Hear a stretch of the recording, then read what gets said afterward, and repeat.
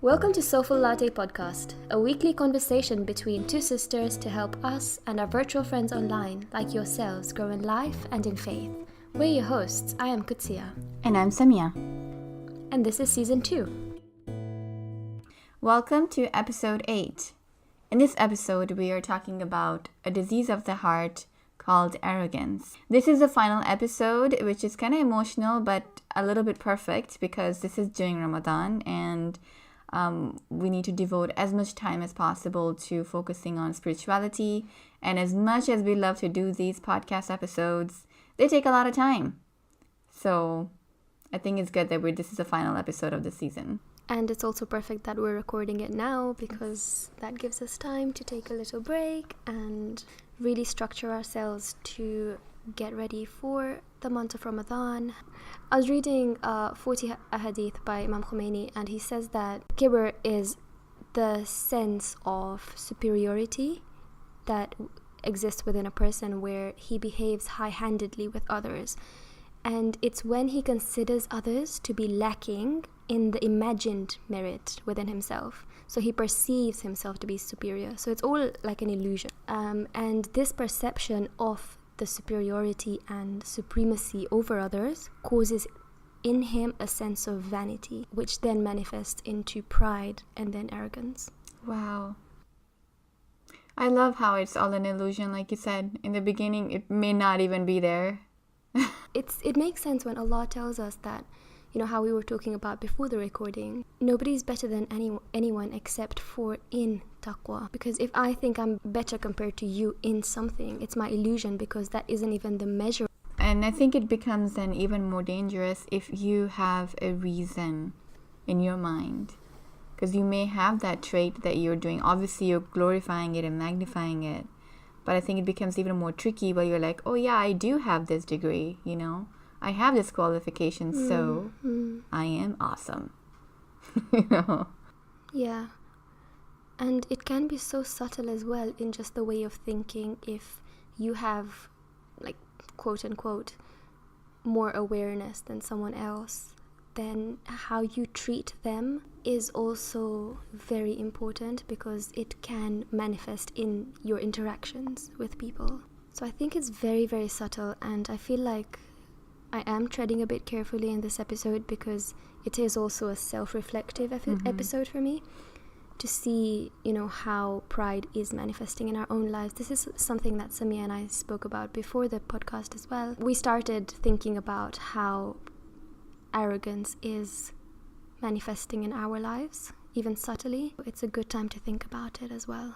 And arrogance is one of those things that Allah has clearly talked about in Quran, and it is like there is no ifs or buts about it. It is something that, like, there's nothing good in it. And it only leads to something that, you know, will eventually cause you a lot of grief in this life and the next. And all the tyrants that we've heard about, the pharaohs, and we hear about the dictators, and obviously, you know, shaitan, and all these kind of people have arrogance in them, and we can look back from our own history and historical figures and see it straightforward. Like, oh, look, this person was totally off the chart arrogant. But I think that's have a caveat because then I am only looking at arrogance in a specific way. I'm only looking at it as, oh, as a person who is like super rich and doesn't give to anyone else, a person who is in a chair of power and doesn't care about anyone else. But as you mentioned, it is not only a caution. Quran is not a caution for those who are in power or for those whatever. It is something that is for me as well. And so focusing on how I am experiencing it, even when it makes me uncomfortable or I may not even see it, is extremely important. One of the things that Imam Ghazali said was that people of knowledge are in greater danger of arrogance than anyone else. And that can be very true in outside of religion as well. Absolutely. Anything is such a test. Knowledge, power, money, everything is such a test. Because the more you have it, the more you have to be very conscious. It's just really scary sometimes. It's very interesting to note, though, that arrogance, when it is displayed and when we do see it, we immediately dislike it. Like, it's not like we find, oh yeah, maybe, but we're like, no, you know what? I don't like this person or this guy. It's very weird. It doesn't feel right, and we might dismiss it. And then what's scary is that when we dismiss it, we might dismiss it for the other person, but we might not take that in and say, okay, I don't like that, but is it manifesting in me, or do I think that I do not have this, or I can't have this, or I'm not in their situation, I wouldn't react that way, or I wouldn't do that, so therefore I don't have it. You're right, exactly. We think there's only, that specific way to be arrogant, but there are many different ways. That is true. And one way that I am trying to figure this out in myself is this idea of showing a little bit of an annoyance towards others, or even like something that I'm upset about. Because as you mentioned before, like before we started this podcast, I was talking about when I listen to the news and I listen to all those things that are happening. There's a lot of, bigotry and all that stuff going on these days. And I think when I hear someone who does that, I automatically feel that I'm better than them, because at least I'm not feeling that way, So I think it's like borderline is getting to a place where I personally realize that I need to check myself, because I do feel that they're an idiot for doing something like this, but then I don't think it's an appropriate response. What is an appropriate response? How would you kind of refigure that? Okay, so I think it's important to be straight up about what it is. So not shy from what it is. Mm-hmm. It is awful and it is bad. So one response is to recognize it and call it out. I mean, don't be silent about it. They call it out for what it is. And secondly, I think it needs to, the criticism of it maybe needs to come from a place of compassion. While calling out the perpetrator, and if they need to bring to justice, then yes, they need to be brought to justice. But I'm not the one bringing them to justice in my heart. That's something that's going to happen according to Allah and according to the law, but not something that I need to be like pinning their face on the dartboard and just going at it, kind of a thing. I do see a lot of that happening in online threads, even in, obviously, if you're around with a lot of people, then you would know that you see it in person. But I see it a lot online. That's something that, that person doesn't do what I do, which I perceive to be better, then oh my God, how crazy is that? I can't believe they're like this. A person, like if we're talking about is us doing Ramadan, there's some people who are not fasting. There are some people who are just don't give it importance. Some people don't give anything importance, and we're like, oh my God, look at this. At least I'm doing this, Automatically we feel better. Yeah. And that is so dangerous. Yeah. I think it's also easy to feel that, even subtly, because like you said, when we see it places and, when we surround ourselves with that, it's really scary how our language may become that. I find it really scary personally, because I just think, with all of these conversations going around and with all of these thought processes, and even if it's subtle, what if it sits in my mind, and what if it becomes normal? Like, what if these conversations normalize arrogance to a certain level?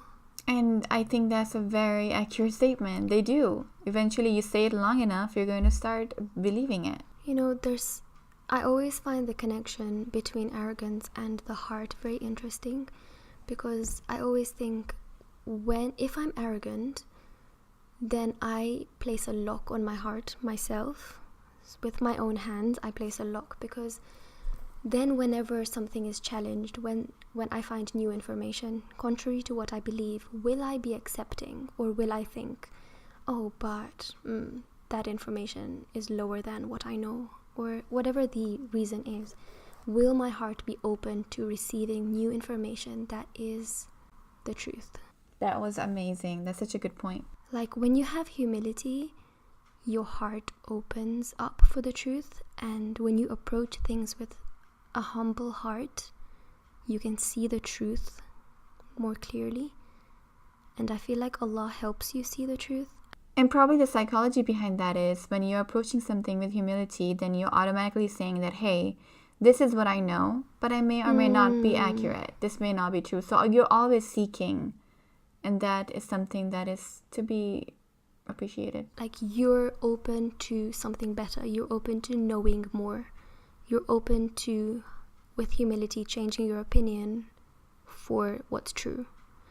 And when arrogance comes in, you're almost you've almost created a wall for yourself. I want to talk a little bit about my experience with that, at least in the online community when it comes to hijab. Like, as a hijabi, that's something that I see, basically, that there are people who are following a certain way of doing it, and then anyone else who falters from it is immediately attacked, like they're not good enough or whatever. And I feel that it is so deep-rooted in arrogance, and it takes away from the beauty of it. And I just wanted to throw it out there because I see it so much. It is very frustrating and scary that we're just saying that, oh, look, this is the way that I believe, and anyone else who doesn't is automatically not worthy of an opinion or not worthy of even an understanding. Just how much do we need to protect our hearts from all of these things that can really manifest so subtly? Because it can be in terms of knowledge, in terms of awareness, in terms of what we possess and what we think we possess. During the time of Prophet ﷺ, we know that the Arabs were very much about the lineage. They were like, hey, this is my tribe, this is who I am, you guys don't know what you're talking about because this is me, And so we have that trait quite openly, and we talk about it in the Quraysh, quote unquote, all the time. And then we see it a lot now in our communities where we have a lot of divide, among racial, whatever divides, I guess.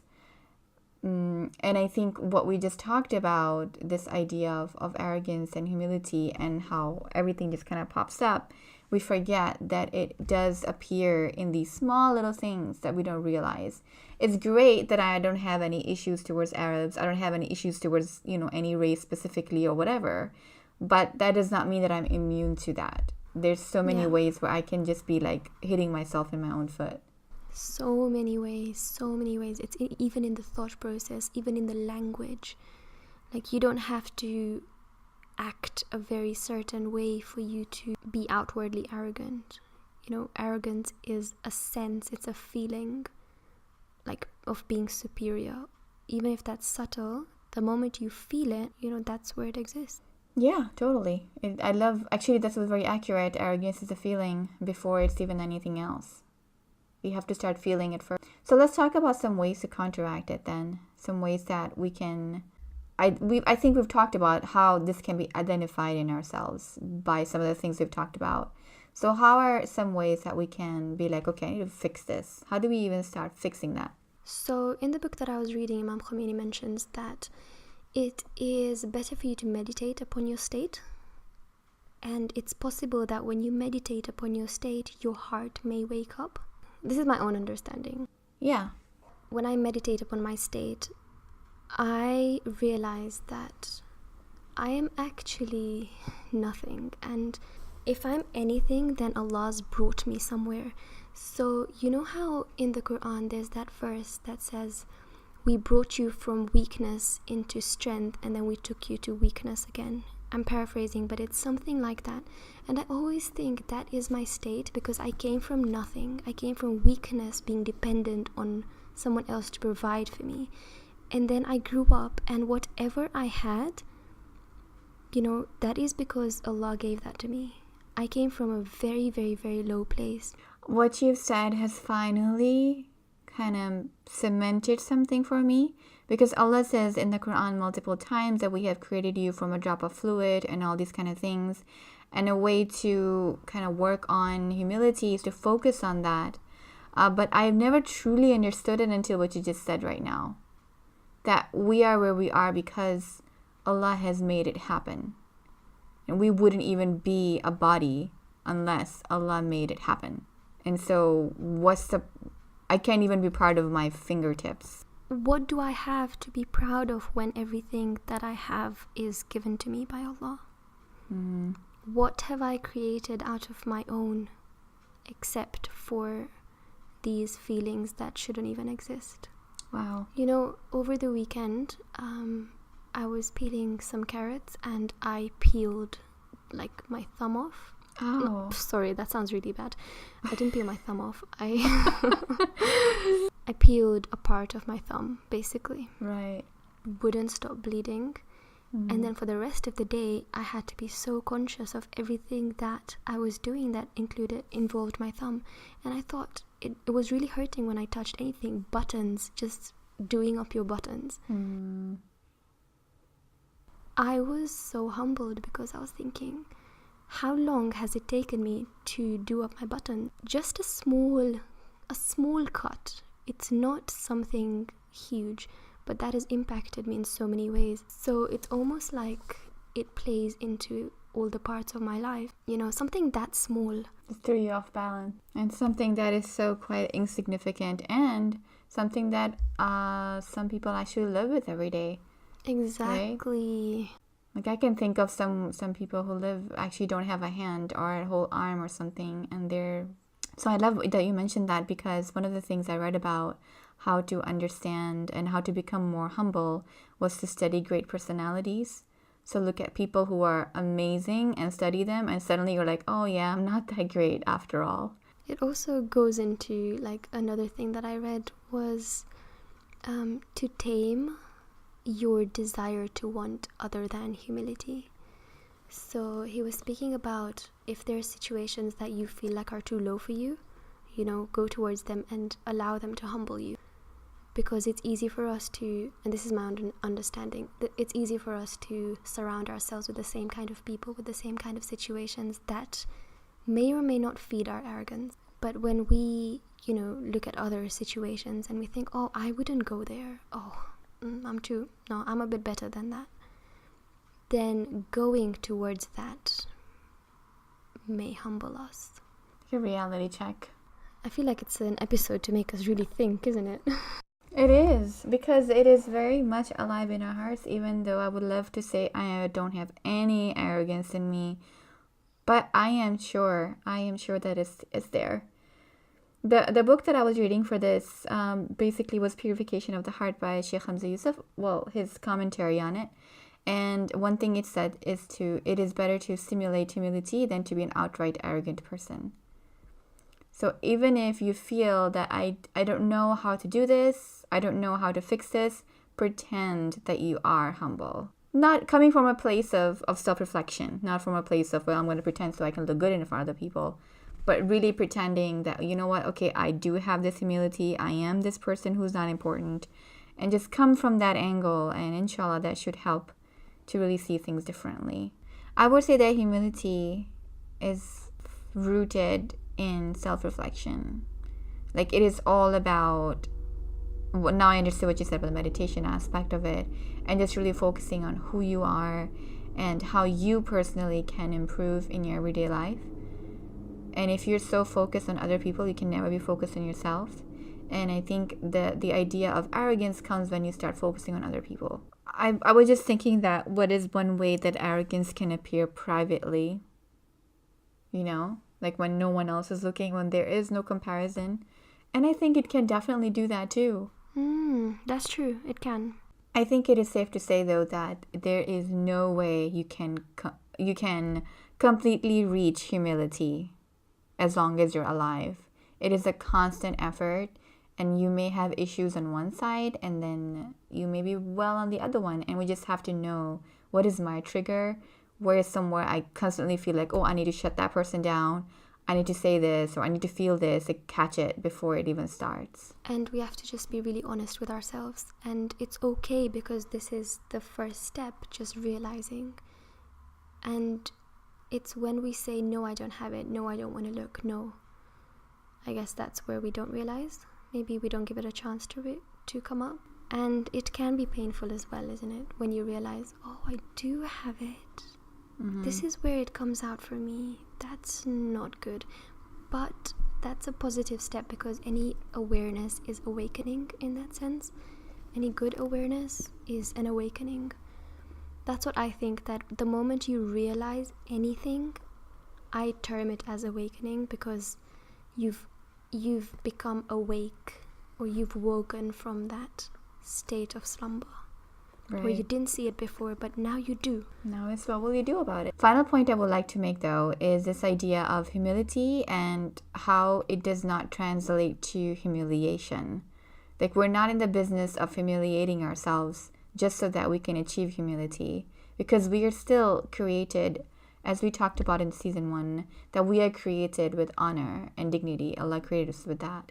So treat yourself with that honor and dignity as well, rather than humiliating yourself for something that you just really upset that you did, So that awakening comes with gentleness, and coupled with, okay, you know what? I need to fix this. What can I do now? What can I do right now to start this process of fixing myself? As we approach the final moments of this episode and this season, I think it is a great time to reflect on the topics that we've covered, especially because this is the month of Ramadan, and the topics that we've covered in this entire season, I think it is a lot on self-improvement and self-growth, which is one thing that we'd love to do anyway, like how to deal with changing society, how to work with self-forgiveness, how to slow down and balance things. There's a lot of good things that we've covered that we can reflect on as we continue our growth during the month of Ramadan. And one thing to talk about the episode is something that we wanted your input on